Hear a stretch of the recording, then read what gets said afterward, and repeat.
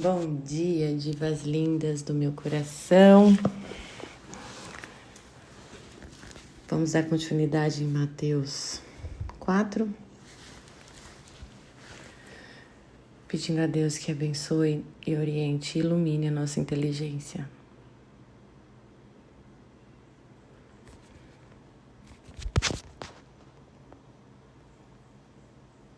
Quatro, 11. Você sabe que eu estava aqui olhando para o céu e lembrei. Preciso falar mais isso para vocês, né? Às vezes alguma diva lá no Instagram me lembra, né? Ela me passa o feedback dela de estar olhando para o céu e que isso resolve muitas coisas, né? E às vezes a gente se esquece que são as práticas simples, nada de extraordinário, que estão a solução dos nossos problemas que não são tão grandes quanto a gente enxerga, né?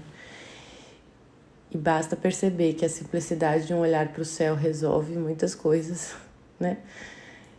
Que você nota que o problema é tão simples quanto o ato de olhar para o céu. E a gente vai entendendo isso conforme a gente pratica. Mas eu estava lembrando como foi essencial o exercício de olhar para o céu na minha conversão. Eu lembrei que eu todo dia sentava de frente para a janela, eu olhava o tapete de frente para a janela. Enquanto eu ainda não tinha me convertido para o catolicismo, eu não sabia o que fazer, estava um pouco perdida, não conhecia nada da doutrina católica. Era o que eu fazia. O Pai Nosso, sempre que eu lembrava, e olhava para o céu. E muitas coisas me foram reveladas ali, e muitas coisas foram solucionadas no meu interior. Só por esse ato. Isso foi antes de eu começar a ir à missa, antes da minha conversão. Tá bom? Então fica esse lembrete, essa dica. 4:11, né? Então a gente concluiu as tentações do deserto. Em seguida, o demônio deixou-o e os anjos aproximaram-se dele para servi-lo, né? Então aqui mostra que são as 3 tentações de fundo que se manifestam de milhares de modos em cada uma, dependendo das inclinações de cada pessoa. Nós somos um composto não só da parte determinada na nossa estrutura ontológica, né? Corpo, alma e espírito, o organismo vivente, alma imortal, mas nós somos um composto também, nesse composto alma, psique, esse composto psicofísico vem carregado da nossa genética, hereditariedade dos pais, né? Até o início, né? Os pais iniciais, e vem também o nosso núcleo pessoal, né? Quando Deus formou a gente, Ele formou a partir do nosso ser essencial, que é o nosso ser, Tomás de Aquino chama de ser racional, né? A gente chama na filosofia, principalmente de Stein, a gente prefere chamar do ser espiritual ou intelectual na filosofia, para não confundir com a lógica da razão, né? Então fica mais claro usar termos, é tudo questão de terminologia, né? Para dizer a mesma coisa. Mas cada um, quando recebe o sopro de Deus, né? Que você recebe o ser, esse ser ainda não é um composto psicofísico, ele é um ser espiritual, né? Quando Deus pensou cada uma de nós. E o que Edith Stein chama de núcleo. Tudo isso eu vou ensinar para vocês nas nossas aulas. Quando chegar nessa parte vai ser bem gostoso, vocês vão gostar bastante. E o objetivo nosso é fazer com que esse núcleo fale na existência e não a nossa compleição psicofísica somente, mas que a gente atinja o nosso núcleo, que ele comande a carruagem, que é nosso corpo e psique, né? Isso é ser plena, ser você mesma, né? Esse é o ápice. Essa é a nossa batalha pessoal, né? E essa batalha pessoal implica um inimigo, né? interior, que é a nossa lei da carne, que São Paulo fala muito bem, a gente vai chegar lá também, e o inimigo exterior, que esse é o próprio, né, os demônios, que foi apresentado aqui pelas 3 tentações básicas, que ele não é nada criativo, ele não cria nada, né? Então ele usa das nossas potências para tentar pervertê-las, né? Corrompê-las através dessas 3 bases, né? Que a gente pode denominar o baixo ventre, o peito e a cabeça, né? O baixo ventre, a gula, a luxúria, né? O apetite concupiscível do estômago, o peito, a força, que vem a coragem ou a covardia, né? Que vem a avareza, que vem a ira, né? Que pode ser má ou ira santa, dependendo, né, da onde você se coloca no seu caminho. E da cabeça, que é a soberba, né? Que o contrário da soberba é a humildade plena, né? E que está ali no nível da prudência e da justiça, né? O prudente consegue ser justo com mais facilidade e humilde. É a sede de prazer, de ter e de poder, né? De prazer, de ter tudo para si, a avareza, e de poder, de dominar o mundo, de ser no lugar de Deus, né? Tomar o lugar de Deus. Então, se você vence essas 3 tentações, isso é lindo demais. Os anjos vêm nos servir, né? Como fizeram com Jesus. E consolou-o em tudo que ele estava necessitado ali. No estômago, no peito e na cabeça. Consolou, preencheu, nutriu ele de corpo, alma e espírito ali. E estava com ele. Isso a gente posso lembrar aqui, que eu vou trazer para vocês quando a gente chegar no ápice da nossa formação espiritual. Quem chegar lá, na parte mística, aí eu vou introduzir São João da Cruz, as 7 moradas, e é a tal da porta estreita que Jesus mesmo fala, né? Que João da Cruz fez o caminho do Monte Carmelo, a noite escura, pelas palavras de Jesus na Bíblia, né? Ele fala que a porta é estreita, né? E essa porta estreita ainda é larga perto do caminho que vem depois que você passa na porta, que é muito mais estreito. Então, eu diria que a porta é você se livrar dos pecados, né, mais graves e dos veniais, e o caminho é você se purificar completamente na sua alma sensível e espiritual também. Mas não vamos falar disso agora porque é complexo, só estou dando algumas introduções para vocês já irem se familiarizando, porque tem a ver com o texto de hoje. Mas este caminho entrado começa de fato a vida humana, o homem histórico, né? Que é o homem pós-queda. É classificado o homem histórico, o homem no tempo, né? Que está fazendo a sua história, refazendo. Então, vamos ler. 12. Vamos ler. Quando, pois, Jesus ouviu que João fora preso, retirou-se para a Galileia. Deixando a cidade de Nazaré, foi habitar em Cafarnaum, à margem do lago, nos confins de Zabulon e Neftali, para que se cumprisse o que foi dito pelo profeta Isaías. A terra de Zabulon e de Neftali, região vizinha ao mar, a terra além do Jordão, a Galileia dos gentios, este povo que jazia nas trevas, viu resplandecer uma grande luz e surgiu uma aurora para os que jaziam na região sombria da morte. Isso está em Isaías 9:1, tá? Desde então, Jesus começou a pregar: fazei penitência, pois o reino dos céus está próximo. Veja só, então nesse pedaço aqui do 12 até o 17, ele foi seguindo o seu caminho que tem que fazer, sem pensar muito. João foi preso, então era a hora dele começar a pregar ali no meio dos gentios. Então, assim que Jesus foi batizado, tentado e posto à prova e passado na prova, no teste, vamos dizer assim, e confortado, consolado e nutrido por Deus e pelos anjos, né? Ele foi atrás dos gentios, minha gente. Ele foi atrás dos pecadores. Ele veio para isso. Ele não foi atrás do povo dele. Ele foi atrás dos pecadores, né? Então a gente precisa abrir os nossos horizontes. Quando a gente vai defender a fé católica, quem é, né, católico, ou a sua própria religião, se é protestante, se é testemunho de Jeová, né? Não é próprio, não é cristão se você está se fechando para os pecadores, né? E aí que muita gente não entende as atitudes do Papa, porque ninguém entende a lei do amor mesmo, né?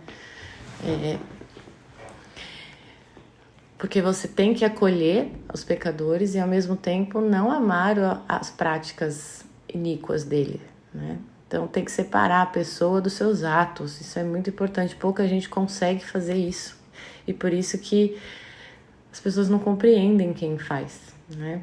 Muitas religiões e pessoas ficam defendendo, ficam brigando e querendo contra-argumentar com feminista, com outras religiões, com direita e esquerda. Só que quando você começa a fazer isso, você sai do nível da cristandade e você se coloca no nível dessa pessoa que você está contrariando, que você está lutando. Você está no mesmo nível, no mesmo horizonte dela, só que em outra turminha, vamos dizer assim, né? Mas é tudo a mesma coisa. Eu falei um pouco disso ontem na aula do YouTube, que eu não quero vocês nessa posição na vida, não, tá? Deus coloca o sol no céu todos os dias, para todo mundo, justos e injustos. Isso representa, gente, isso é um símbolo que representa nosso modo de agir sobre a luz, se a gente quer estar na luz. O nosso modo de agir tem que ser no amor. A gente tem que chegar que Deus quer resgatar todas as criaturas dele, todas, sem exceção. Então a gente tem que querer a vontade dele, que é não ficar olhando as faltas, os erros da pessoa, mas enquanto a gente nota que ela não consente livremente, ou seja, que ela não vendeu sua alma livremente, conscientemente para o mal, ela tem que receber ainda um olhar cristão de alguém. Ela tem que ver que ela tem esperança, ela tem que ver compaixão, né? Misericórdia, piedade e não julgamentos e críticas que tornam essa pessoa pior ainda, né? Tá bom? Então ele foi atrás dos gentios e ali, veja, um cristão que entra no meio das trevas dos pecadores ilumina onde caminha, e aí as pessoas que é de Deus, o trigo, vai reconhecer a luz e vai atrás. É esse o nosso papel, não é criticar, julgar quem escolhe ou não, mas é caminhar refletindo essa luz para que as ovelhas perdidas no meio dos lobos reconheçam a luz, porque quem é de Deus, entendeu? Mas tá perdida, né? Que nem a ovelha que tem dono, mas se perdeu. Tá perdida, mas ela tem dono e ela reconhece a voz do dono se ele acha ela. Do mesmo modo, é assim que a gente tem que se portar na vida com as pessoas, tá? Com esse olhar de Deus, esse olhar divino, que nós temos essa capacidade porque Deus habita em nós somos feitos à imagem e semelhança dele, só que tá lá no nosso núcleo essa capacidade, na nossa essência, que é a essência espiritual, né? Que o Tomás chamava de racional. Então a gente precisa recrutar essa parte que não é fácil de acessar por causa da nossa miséria, e por isso a gente precisa ter calma, né, para que ela se manifeste, saber esperar e não reagir lá de acordo com a nossa superfície, preenchendo as nossas ações pelo nosso ser psicofísico e não dando espaço para o seu ser, sua essência se manifestar na existência. Agora, se você dá espaço, se você faz violência com a sua natureza, né, suas tendências naturais, seus pontos fracos aí de reação, né, seus impulsos, se você reprime mesmo fazendo violência, você mantém um copo vazio na sua frente, né, usando dessa metáfora, você mantém um espaço oco para ser preenchido por atitudes do seu núcleo, da sua essência, né? Mas se você já enche o copo com o seu ser psicofísico, não tem espaço para o seu núcleo, sua essência se manifestar na existência, né? Se manifestar aqui na vida concreta. Isso é frustrante quando a gente vai dormir, a gente pensa, pô, por que eu não consegui colocar isso que eu sinto dentro de mim? Por que eu não consegui, né? Pôr em gestos, tomar posse dessa ação e agir dessa forma, né? Que tá dentro de mim, que eu gostaria. Essa é a lei da carne que não permite a gente. E a gente vai falando mais pra frente disso. Então, Deus começou por fim, né? Jesus começou a pregar, fazer penitência. Mais uma vez a palavra penitência, pois o reino dos céus está próximo. O que ele está dizendo aqui? O reino está chegando. Uma vez que o reino chega, você vai ter que tomar uma posição. As coisas vão mudar, a dinâmica da vida vai mudar, né? Até ali era um povo selecionado, agora vai ser o povo até os confins da terra. Todas as ovelhas perdidas nos confins da terra vão ser resgatadas, né? Seja judeu, seja gentil, porque se o povo cresceu, isso é bem lógico, né? Ali o povo escolhido, desde Noé, que não tinha ninguém, foi todo mundo destruído, e aí conforme as pessoas nasciam, cresciam, as pessoas se posicionavam, se ia para lá ou para cá, e Deus estava sempre com o seu povo. E quando a população começou a crescer, cidades, né, estados, vários lugares, né, foi se espalhando, viu-se claramente que entre os povos não judeus tinha ovelhas de Deus, né? Que estavam lá, samaritana, por exemplo, estavam lá porque nasceu naquela família, não porque escolheu, né? Deus é justíssimo, perfeitíssimo. Então, Cristo veio no tempo certo dessa situação para aperfeiçoar aquela lei e colocar o povo de Deus a todos que o desejam, o amam, o querem, que é dele. Não importa raça, cor, crença, sexo, nada disso, né? Então, ele foi atrás desse povo para anunciar a todas as ovelhas perdidas. E aí, a penitência é no sentido de que, por fim, a gente para aqui no 17 hoje, a penitência, mais uma vez, é no sentido de que você precisa confessar-se dos seus pecados, né? Que são seus erros do dia a dia, a gente confessar. Para você aprender a confessar com sinceridade, olha uma criança. Tem vários vídeos bonitinhos no Lumine de uma criança, tem até aquela de São Francisco, uma criança se confessando. Deus, me perdoe porque hoje eu não dividi o meu brinquedo com meu irmão, porque eu joguei no chão a comida. Essas coisas mesmo, é pra gente confessar essas coisas ordinárias, que são ervas daninhas, pequenininhas, que crescem e viram um troço horrendo se a gente acha que elas não são nada. E não é pra ficar se culpando também, falar, ai, como eu fui péssima, cheia de escrúpulos. Também não é isso.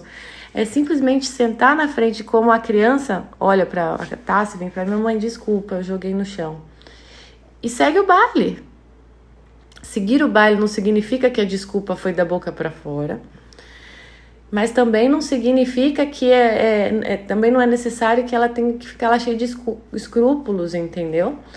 É simplesmente uma confissão sincera. O que é confissão sincera? Você olhar e falar, caramba, falhei um monte de coisa diante da perfeição divina, diante do que ele espera de mim, o que eu posso ser, né, com ele, né? Mas que eu nunca vou ser sem ele. E aí, se você notar, essas vezes que a gente tem pequenos erros, né, um grito ali, uma negligência aqui, né, uma preguiça colar, a gente vê, caramba, a gente fez isso porque a gente esqueceu de pedir ajuda de Deus naquele momento. Porque se a gente lembrasse dele, que ele tá olhando pra gente naquele momentinho lá da preguiça, a gente vai, putz, deixa eu levantar, porque que vergonha, né? Uai, não vou gritar, porque, nossa, que vergonha, né?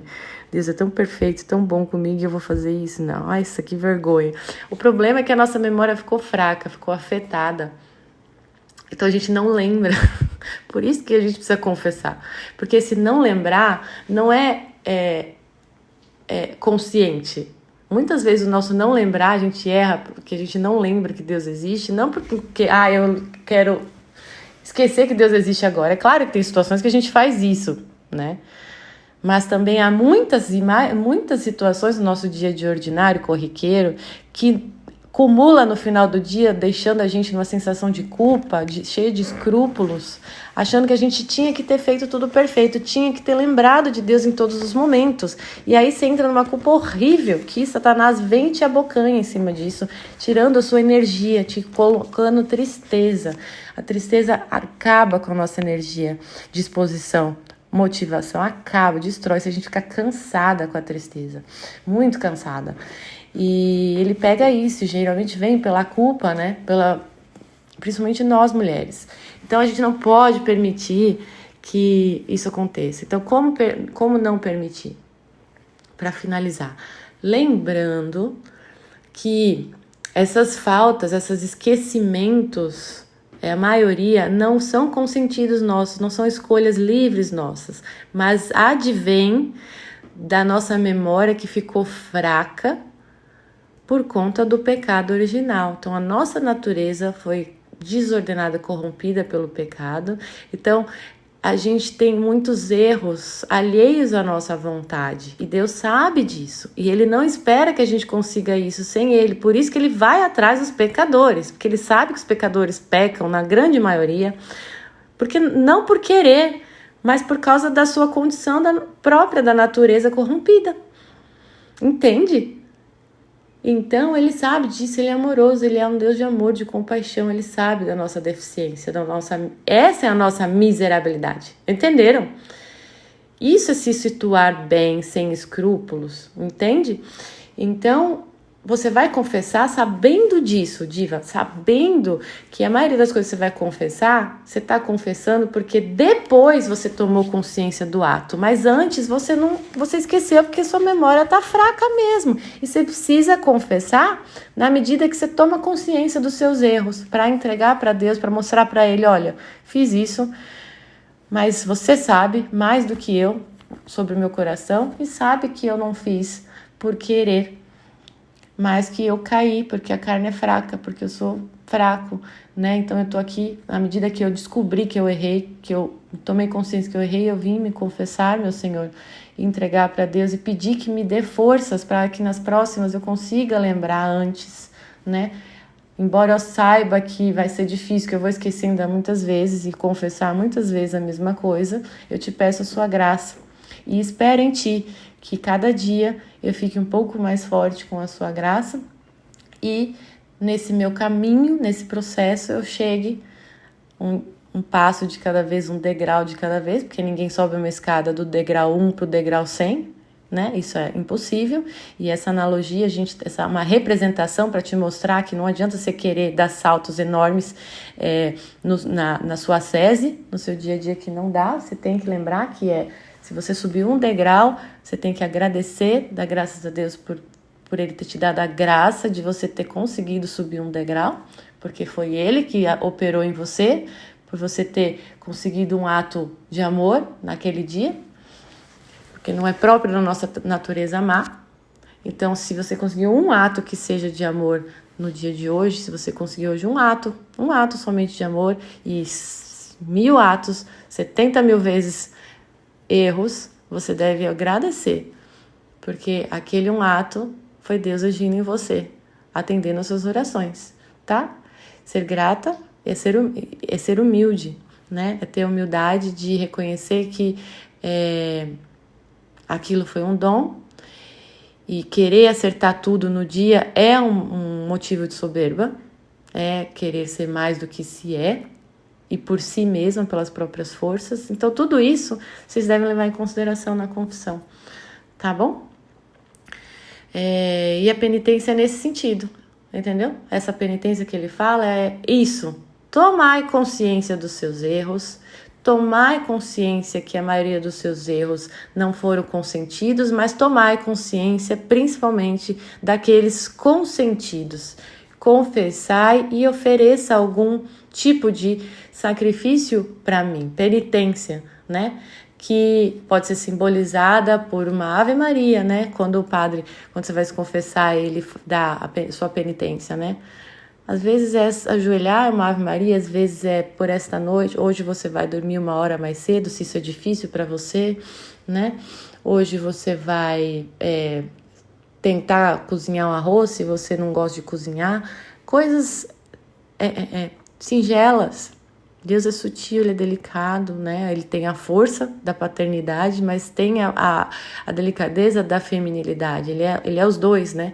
E ele quis refletir o ser total dele num sentido dual no mundo, como o mundo é dual. Dia e noite ele fez o ser humano também dual, para que as coisas, os polos se tensionem e queiram amar uns aos outros e ame, né? E nesse amor manifesta o que é Deus, que o que é Deus é na realização do amor, né? E não na criação em si mesma, mas ela comunica o amor e que a gente deve amar, né? Então, um bichinho, por exemplo, o cachorrinho, né?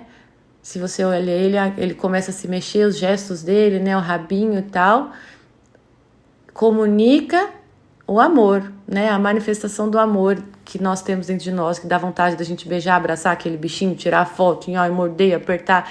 E isso é o amor acontecendo, né? É a troca. Então, é isso. É melhor eu parar, né? Amanhã a gente começa o 20, tá bom? E finaliza até o 25. Um beijo apaixonante.